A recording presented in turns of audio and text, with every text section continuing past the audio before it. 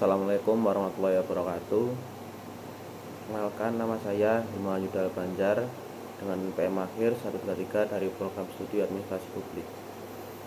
Di sini saya akan menjelaskan tentang hasil dari analisis saya terkait collaborative governance dalam penanggulangan banjir air ROB di Kota Dumai.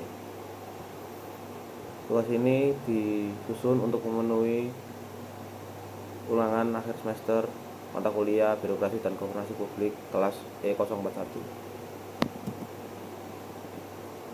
Latar belakang dari penelitian ini adalah bencana banjir air ROB di Kota Dumai merupakan masalah lingkungan dan tata kelola publik yang kompleks yang dipicu oleh kombinasi faktor alam, kenaikan air laut dan penurunan muka tanah, serta faktor manusia berdampak berkala setiap bulan.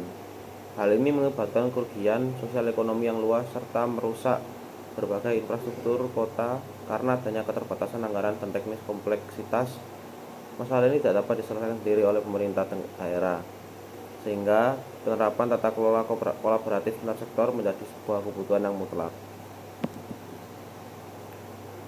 Kerangka teori yang digunakan adalah menggunakan teori model Ansel dan Gas yang menjelaskan tentang tata kelola kolaboratif sebagai sebuah peraturan forum formal di mana aktor non-pemerintah dilibatkan secara langsung bersama aktor publik untuk membuat keputusan kebijakan yang bersifat kolektif dan kontekstual.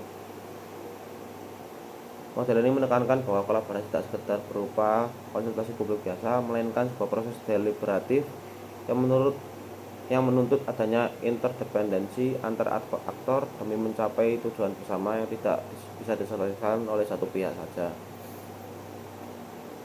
Teori ini menjelaskan adanya starting condition, yaitu di dalam kasus ini ketidakseimbangan sumber daya keuangan Pemda yang memicu kebutuhan kolaborasi.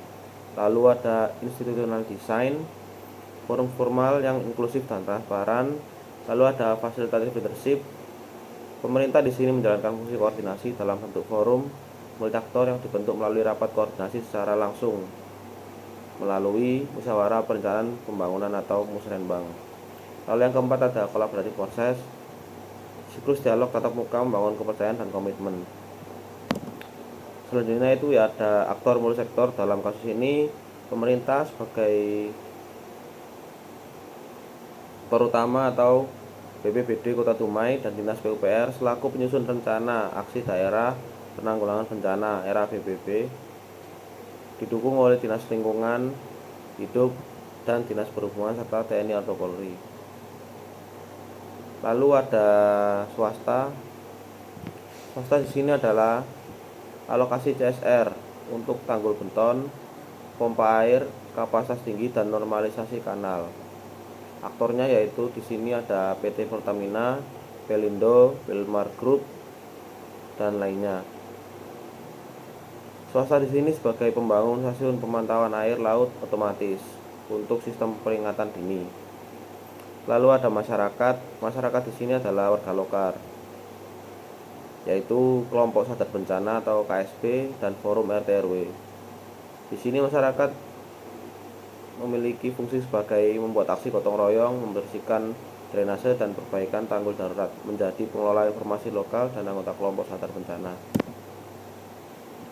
Lalu kita lanjut adalah analisis proses kolaboratif. Yang pertama itu dialog tatap muka atau face to face dialog. Nah, dalam kasus ini tuh proses ini terwujud nyata melalui fungsi koordinasi pemerintah daerah dalam bentuk forum multi aktor.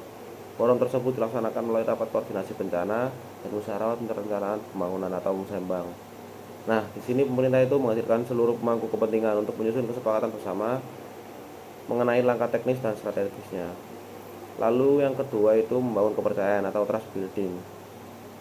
Kepercayaan di sini yaitu kepercayaan publik dibangun dengan menggeser paradigma pengambilan keputusan dari pola top down menjadi deliberatif atau musyawarah dengan melibatkan masyarakat dan sektor swasta. Sejak tahap perencanaan, kebijakan yang dihasilkan memperoleh legitimasi sosial yang kuat, mengurangi resistensi dan menumbuhkan rasa memiliki atau sense of belonging serta kepercayaan masyarakat terhadap pemerintah.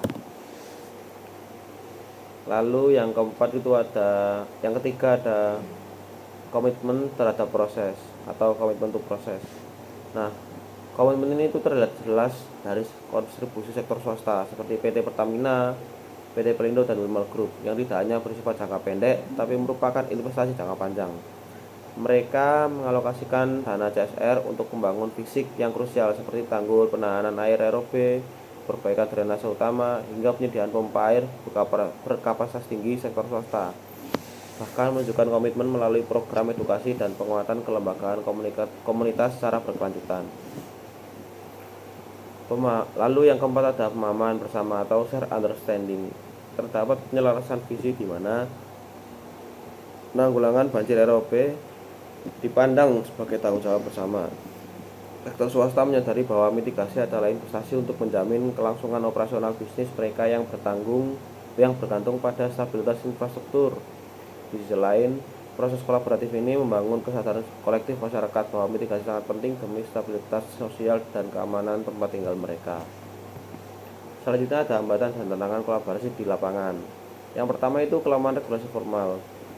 Belum optimalnya regulasi hukum di tingkat daerah atau perda yang secara tegas mewajibkan kolaborasi multi aktor secara legal. Saat ini keterlibatan sektor swasta masih cenderung bersifat pilihan moral atau filantropis, bukan mandat hukum yang mengikat secara berkesinambungan.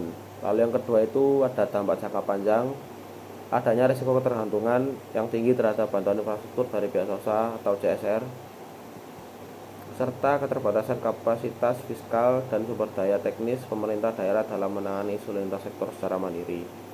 Yang ketiga itu ketimpangan kapasitas aktor, perlunya pemerataan literasi kebencanaan di tingkat akar rumput yang mendasar.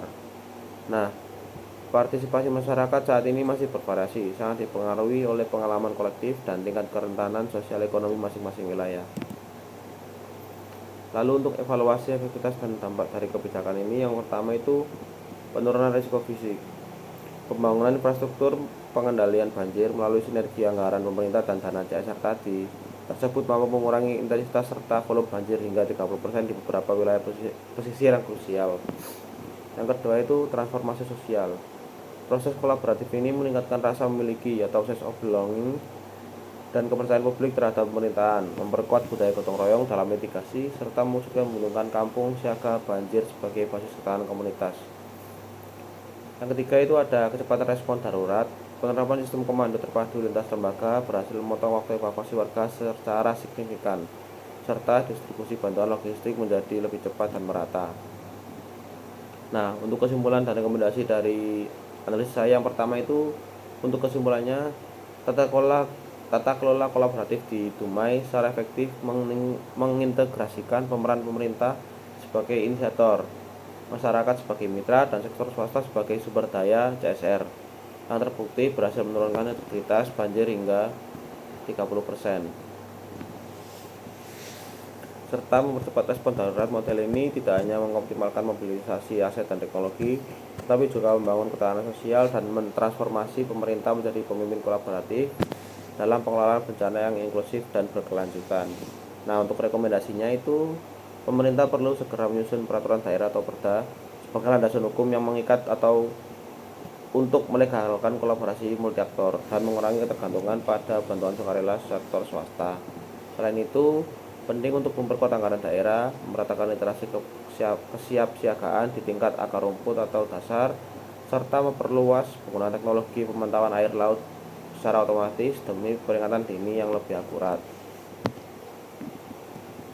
Nah, di sini ada daftar pustaka atau referensi yang saya ambil.